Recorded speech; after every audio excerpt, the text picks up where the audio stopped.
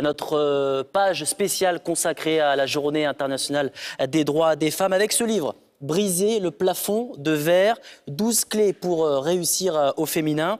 Bonsoir Florence Sandis, vous êtes journaliste, productrice, réalisatrice et c'est vous qui avez écrit ce livre. Alors d'abord, c'est quoi ce plafond de verre ?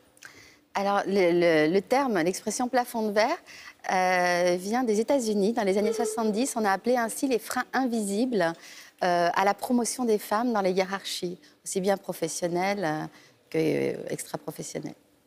Alors, vous dites au début du livre, je suis d'une génération qui n'a pas eu à se battre pour l'émancipation des femmes. Nos mères et nos grands-mères ont fait le gros du boulot. On pense au droit de vote, l'avortement, la pilule. Quels sont, selon vous, les combats à mener aujourd'hui pour les femmes ? Alors, il y a les combats externes. On les fait par des lois sur la parité. Il y a déjà eu beaucoup de choses qui ont été faites. La loi Copé-Zimmermann sur les 40% de femmes dans les conseils d'administration. Il y a beaucoup de choses sûrement qui ont été dites aujourd'hui à tous ces sujets. Et moi, dans mon livre, j'ai aussi voulu parler des freins internes. C'est-à-dire, nous, les femmes, on s'autolimite. Comment ça se fait que souvent on nous propose une promotion ou un poste, la première chose qu'on dit, c'est « mais je ne suis pas sûre d'en être capable. Est-ce que je fais bien? Est-ce que ça ne va pas mettre mon couple en péril? Et mon enfant est encore jeune ?» Tous ces freins, en fait, qu'on se met nous-mêmes. Les femmes manquent de confiance en elles ? Oui, évidemment. C'est un fil rouge. Bon, on a intériorisé aussi beaucoup d'injonctions machistes. On a des millénaires de machisme derrière nous. Et malgré nous, on continue à véhiculer ces stéréotypes. Donc, il faut qu'on travaille sur nous, bien sûr. Et puis qu'on s'autorise et qu'on ose et qu'on y aille. Alors justement, vous donnez un certain nombre de conseils dans ce livre pour briser ce fameux plafond de verre. Et vous venez de l'évoquer, vous dites « il faut oser, il ne faut pas avoir peur ». Oui.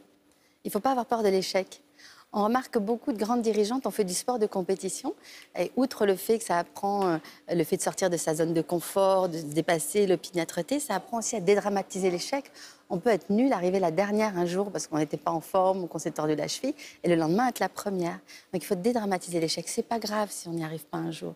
Les femmes aussi, on veut toujours être parfaite. Donc il faut qu'on lâche aussi ça un petit peu. Alors, vous évoquez le sport à l'instant. Il y a une statistique qui m'a interpellée dans votre livre. Oui. Parmi les 20 femmes les plus puissantes au monde, 19 ont fait du sport de compétition. Oui. Alors, faire du sport, évidemment, ce n'est pas vraiment un conseil original. Mais en tout cas, cette statistique interpelle. Oui, c'est étonnant, comme en effet Christine Lagarde, l'ex-présidente du Brésil. Mais ça ne veut pas dire qu'on n'a pas fait du sport de compétition, on ne peut pas être une dirigeante. Alors, ça veut dire que ces valeurs-là, on peut les trouver. Et puis, je pense que dans toutes les femmes, il y a une championne. Mais simplement, il faut aller la chercher. Alors, la femme, on le voit aussi dans votre livre, vous donnez des chiffres, consacre plus de temps que l'homme aux activités parentales et domestiques. Ça ne change pas vraiment, mais l'écart diminue quand même. L'écart diminue un peu. On est passé de 90% à peu près 70%. C'est déjà pas mal. Ouais. Et il y a beaucoup d'hommes, notamment de la jeune génération, qui en effet trouvent ça normal. C'est plus un sujet. Moi, j'ai un homme avec moi pour lequel c'est plus un sujet. Aussi bien les tâches ménagères que la façon de s'occuper de notre enfant. Donc ça, vraiment, on se rend compte que derrière une femme qui réussit, il y a très souvent un homme. Il n'y a pas que derrière un homme qui réussit, il y a une femme. C'est l'inverse aussi. Et souvent, il y a des hommes, justement, pour qui c'est normal et qui valorisent la réussite de leur femme. Et ça, c'est vraiment important.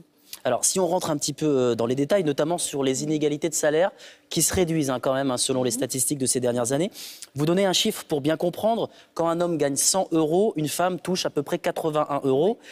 Il y a pourtant des lois sur la parité et l'égalité salariale, mais une majorité des entreprises ne l'appliquent pas. Comment vous l'expliquez ? Oui. Alors, c'est très compliqué. C'est vrai que la loi de Najat Vallaud-Belkacem a permis qu'il y ait des sanctions. Maintenant, c'est très compliqué d'aller vérifier. Et puis, il faut savoir que ces entreprises-là, il y en a à peu près 60% qui ne les appliquent pas. Et sur 60% d'entreprises, il n'y a eu que 100 entreprises qui ont été sanctionnées jusqu'à présent. Donc, il faut renforcer en effet les moyens de sanctions. Idem en politique, 26 femmes seulement au Parlement français, malgré là encore une loi qui existe sur la parité politique. Comment faire pour faire évoluer les mentalités ? Déjà, il faut arrêter de les mettre dans des circonscriptions qu'on pense ingagnables. Pas gagner. Voilà. Ouais, d'accord. Donc, il faut mettre les femmes dans des circonscriptions où on pense qu'elles peuvent gagner. Et puis, il faut savoir qu'il y a encore des partis qui préfèrent payer des amendes qu'avoir une parité totale.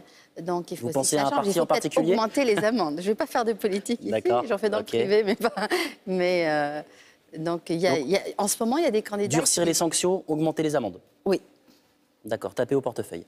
Oui, et puis pousser les femmes à se présenter. C'est pas facile de passer le cap pour une femme. On se dit on va être exposé, il va y avoir une violence qu'on va recevoir, des propos sexistes.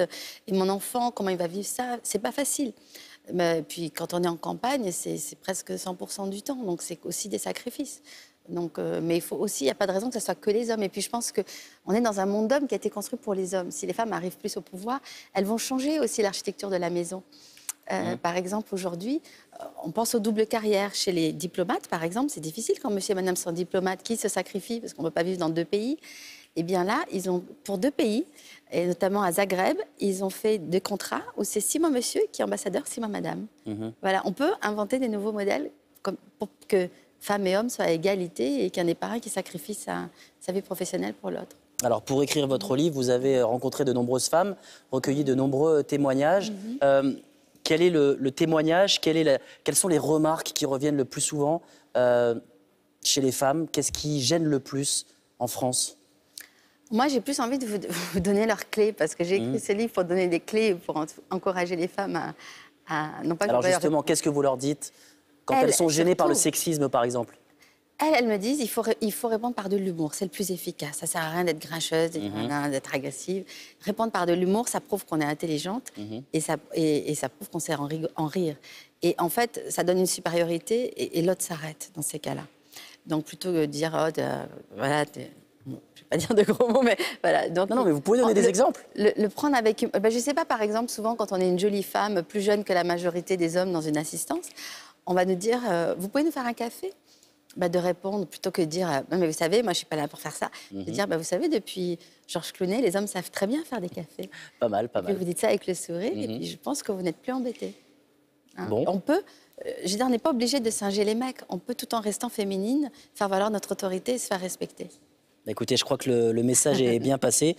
Il y a sans doute des hommes qui nous regardent ce soir et qui feront attention à leur langage désormais dans les entreprises. Je rappelle donc que votre livre, Briser le plafond de verre, est aux éditions Michel Lafon, 12 clés pour réussir au féminin. Voilà, le message est passé ce soir. Merci beaucoup d'avoir accepté l'invitation de France Info pour cette journée internationale des droits des femmes.